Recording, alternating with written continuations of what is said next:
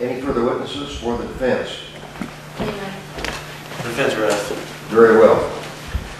Ladies and gentlemen of the jury, we have reached the point of the trial where both sides have presented their evidence. We now have two phases remaining. The first we'll dispense with here in pretty short order. I'm going to read you the instructions of law, basically the legal standards that you must apply. And I didn't hear you. Are you prepared at this point to proceed? Yes, Your Honor. Okay, very, very well. Proceed with closing arguments. First, for the plaintiff, Mr. Brown.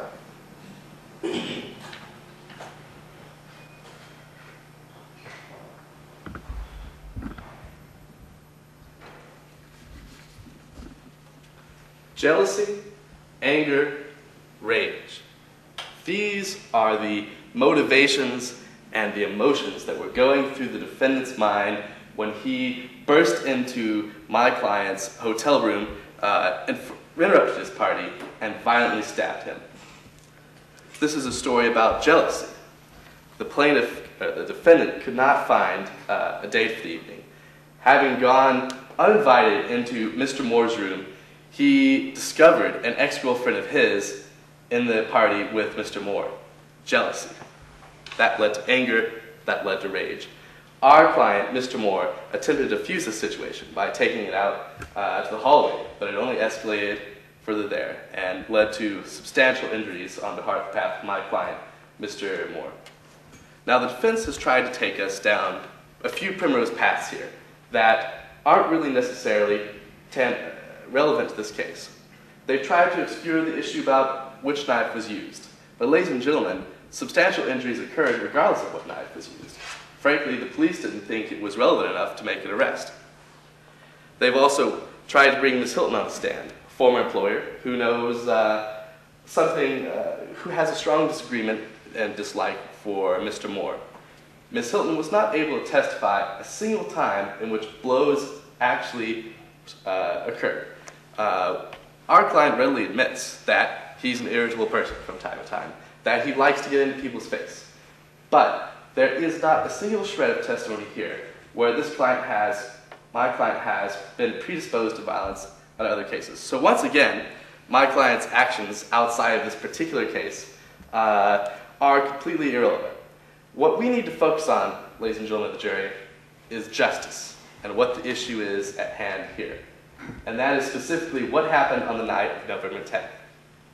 Now, there are two theories as to what happened. And what we want to look at is what is the most reasonable theory. As I can help, if I could ask my counsel to stand for a minute so I can help demonstrate what basically our theory is. And, as Mr. Moore, my client, demonstrated earlier, if you could stand here, Mr. Miller, that if Mr. Miller is my client, Mr. Moore, he turned away as Mr. already threatened but trying to determine to dissolve the situation as peacefully as possible, turned around, got stabbed in the back by the defendant, turned around as the thing came over, in shock, got stabbed again in the chest, and then reached for the knife.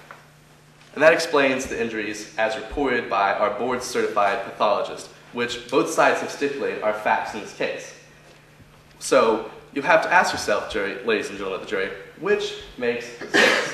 Now compare this with the defense's theory of what happened, that the defendant was simply had his knife here, and that I believe it's something goes like this, our client threw himself upon, the jury, trying to do that, and then turned around, somehow everyone fell down, and the knife was laying on the floor, and then we fell backwards. I mean, the defense wants you to think this is some crazy game of Twister going on here. So, does that make sense, ladies and gentlemen of the jury? That a knife, either what has been marked Defense Exhibit C, which we have multiple witnesses' statements say ours, or even what they view, Defense Exhibit B, as the knife that they want.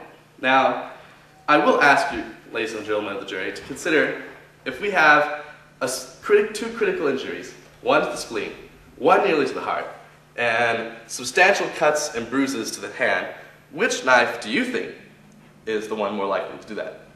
Certainly it's the plaintiff's opinion that Defense Exhibit C is more likely to do that. And if we're going to use the Defense Exhibit Z, do you think that it could just stand straight up while both sides are falling down on it? What makes sense, ladies and gentlemen? What theory makes sense here? Now, as the judge has already instructed you, there are certain things that we need to look at as jurors. Specifically, you need to look at. We're not in a criminal trial. The standard here is not beyond a reasonable doubt.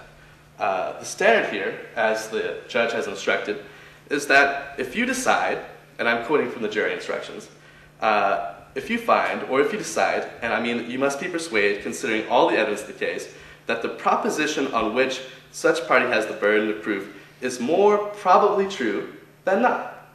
So basically what we're asking you here today, ladies and gentlemen of the jury, is it more likely than not that my plaintiff has been a victim here?